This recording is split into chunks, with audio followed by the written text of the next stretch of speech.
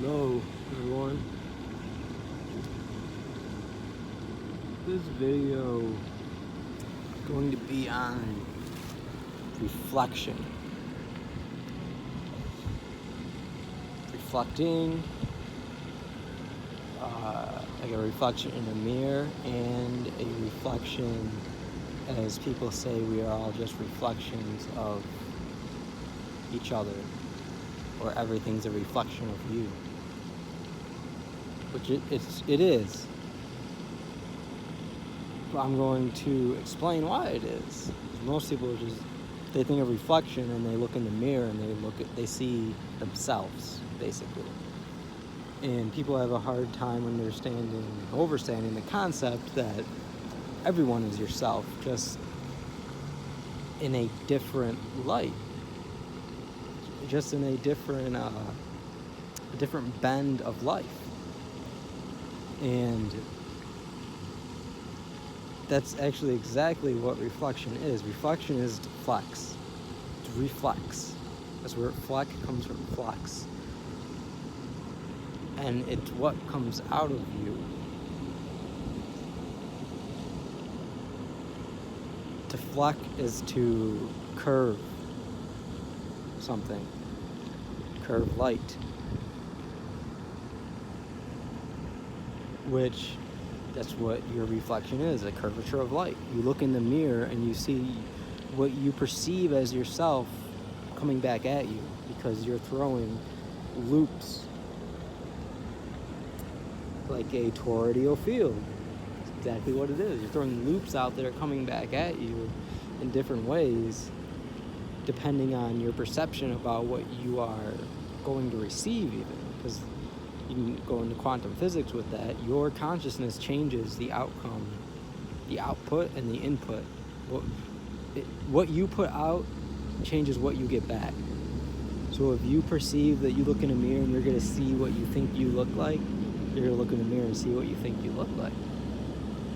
But what if you could look in a mirror and lose that perceptual idea and concept and think or know you're going to look like something else than what you thought you looked like? But at that point, you wouldn't be looking at yourself even.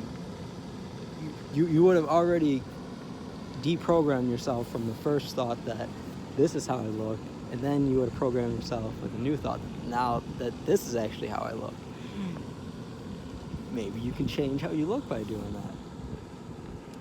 That's why having a eye on the future and what you desire to succeed and accomplish in the future, that's why that comes to you. That's why you do it. That's why you create a goal and then you make the goal. That's why that's why in sports it's called a goal. Because once you make a goal, you already did it. You already won. You already scored the point. Now you just have to keep walking to it. It's that simple. You just have to project your reflection out into the future, and it will come right back at you in some way, shape, or form. And this is why vampires can't see the reflection, because vampires only suck energy. They're succubuses, so they are not giving anything to the system, so they don't have a reflection, because they're not putting anything out. If you don't put anything out, you don't have a reflection. You're the only one. Like, you are actually the only one, because all you're doing is pulling from everything else. And to do that, you have to see yourself in a authoritative way, to be a succubus of everything else around you. That it's literally just an extension of you and not a reflection of you. Because there's a difference between an extension of you and a reflection of you, because an extension of you control. Just like a government, they control the military and the commanders, the generals. They control the forces because it's an extension. It just keeps going out, out, out. They control all that. It's not a reflection. The Marines don't have the same mental capacity that a political official does, because it's not a reflection of the higher up branches of government. It is an extension, and it falls down like a pyramid. That's why the vampire would see himself on top of the pyramid. He controls it all. If you really want to have an experience with yourself as not yourself, you have to see yourself as a reflection of yourself and throw your light out in different ways and allow it to bend and come back at you. It's literally what happens when you look in the most physical sense, even though it's not physical at all because you can't see it. But this is what happened. This is why you think of something and then here it comes. It just came out of nowhere. Because you thought of it, you cast that thought out into the future, and now it comes walking towards you, whatever it may be, good or bad or indifferent.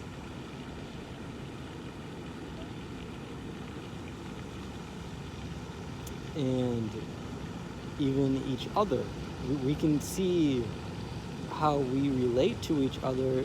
Not that we're exactly the same, but we can see the connections of how this is what I put out and this is what you give me back. It's not the same thing, but 1 plus 0 equals 3.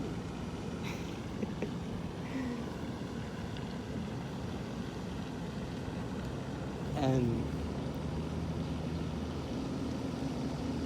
we're able to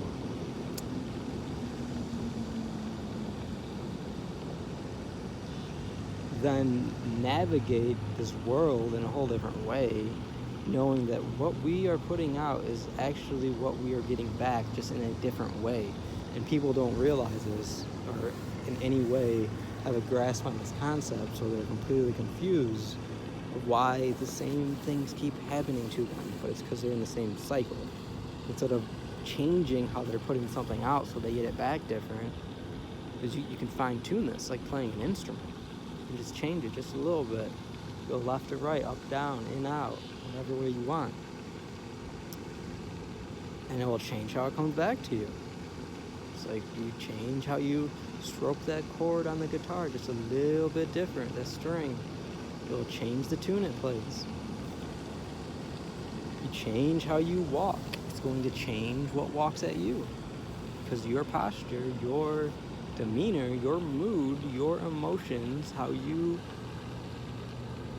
exude them, how you express them, is how you experience them as well. And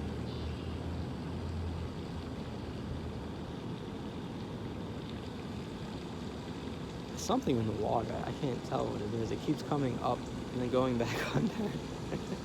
It's just like a little part of something. I don't know if it's like a fin to a fish or something, or it's just something bobbing up and down, but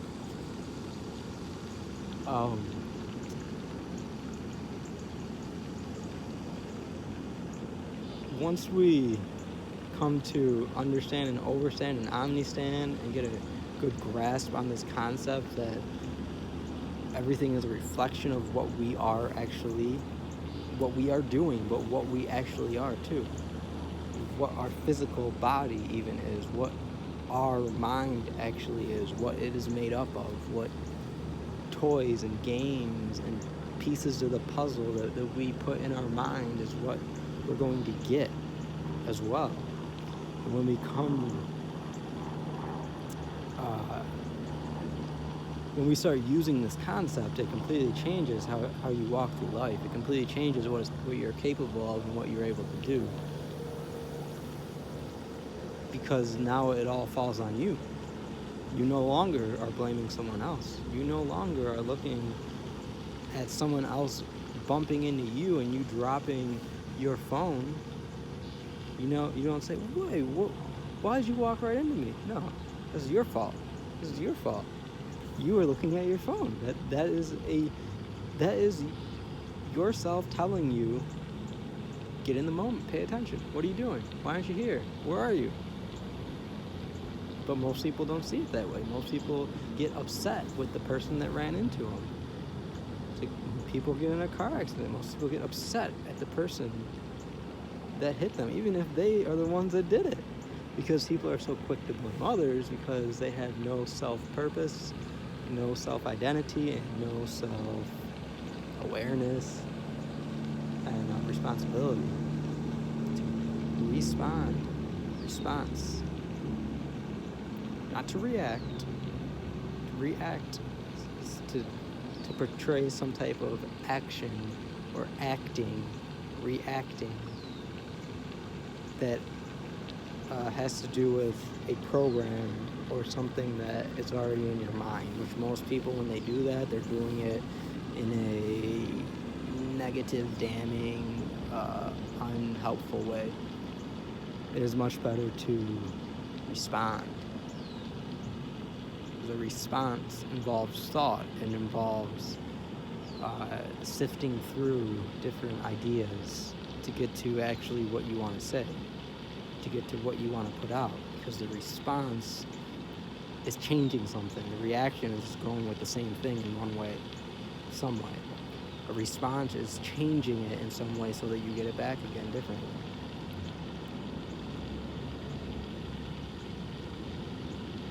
When you stub your toe because there's something that there's a piece of wood that you put on the ground in your garage and you stub your toe on it, what are you gonna do? You're gonna leave that there? You're just gonna get upset. Are you gonna get upset and leave that there? Or are you gonna pick up that piece of wood and move it so you don't do it again? That would be a response, not to react. A reaction would be to get emotional, losing your emotions, exhausting them to the point where you don't even do anything to change that from happening in the future again, and now it's going to happen again because you're going to end up doing the same thing because you are just going through a cycle. Even a better example, when people drink coffee every morning and they know that they need coffee every morning and the caffeine to be able to wake up, that's a reaction. You wake up tired, so you drink coffee. That's a reaction. That's a cycle. And when you're doing that for so long, you need to actually respond and do something different. So you now start having water, juice, maybe some teas. There's a lot of different things that you can ingest instead of coffee in the morning. Healthy things. Not that coffee is bad for you, but when you're relying on it in that way, you keep doing the same thing, lying down in the same spot. You keep telling yourself the same lie that I need this. You're lying to yourself. You don't need it. You just think you do, so you need it. But as soon as you respond to that lie with new truth, tell yourself a new truth that I don't need this. I don't need to drink coffee every morning. I have enough energy to do whatever I want without it. Now you just change what you're doing. You responded. You changed where you're going to lie. You're making a new bed, which your bed's made out of truth, and then you lie in it. Then you might want to move somewhere else again, because this is all we're doing in every way possible. If you keep meeting people that you don't like, maybe you should change how you're meeting people and what your purpose of even meeting someone is. Maybe you need to change just how you exude yourself, and then it will change the type of people that you come into contact with. It's that simple. Change how you exude yourself, and it will change who, what, when, how you come into contact with anything.